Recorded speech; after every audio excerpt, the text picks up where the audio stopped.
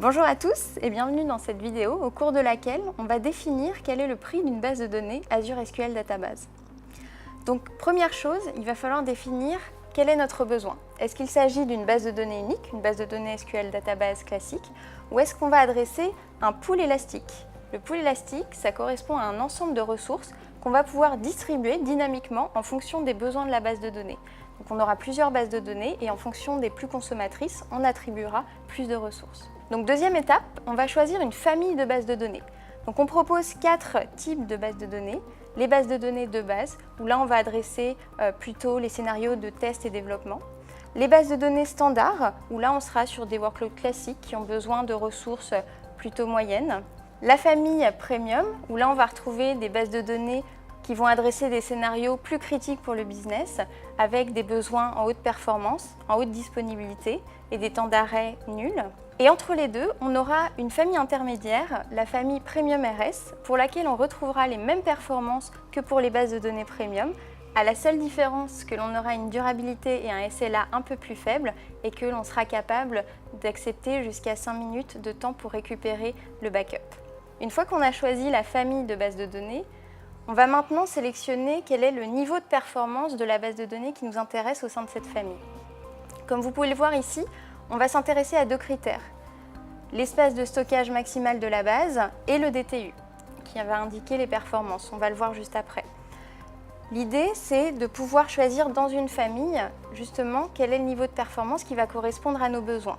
Sur la base de données de base, vous voyez que là, on a le moins d'espace de stockage et le moins de performance. Et quand on arrive sur les bases de la famille standard, on se rend compte que pour le même espace de stockage, on va avoir différents DTU qui vont aller en augmentant en fonction de la base de données. Donc le DTU, de quoi il s'agit? On va retrouver en fait un ensemble de critères qui vont être relatifs à la performance de la base de données. D'abord le CPU, ensuite la mémoire et enfin les accès en lecture-écriture. Et l'ensemble de ces critères vont former le DTU qui va en fait être une unité de mesure de la performance de notre base de données. Donc on peut le retrouver également sur les familles Premium et Premium RS pour lesquelles on va avoir des espaces de stockage maximal différents et du coup des niveaux de DTU différents en fonction des performances dont on a besoin pour nos bases. Voyons tout ça du coup en démonstration sur la calculatrice Azure. Lorsque je me rends sur la calculatrice Azure, je vais du coup choisir l'item de la catégorie Database qui s'appelle SQL Database.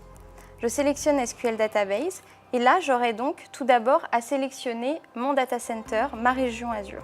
Je choisis la région Europe du Nord et je vais donc ensuite sélectionner soit la base de données simple, soit le pool de bases de données. Ensuite, je choisis donc la famille de bases de données. Je sélectionne par exemple la famille standard.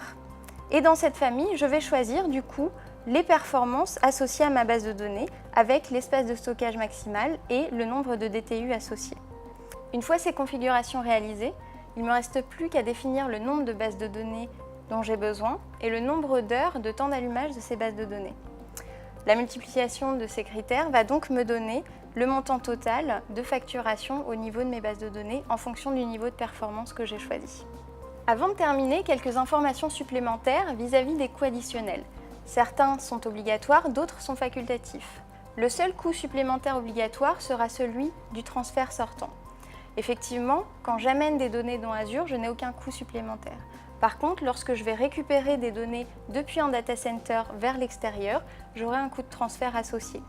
Les 5 premiers gigaoctets par mois sont gratuits et ensuite, le coût sera en fonction de la zone dans laquelle j'ai installé ma base de données, sachant qu'en Europe, nous sommes en zone 1.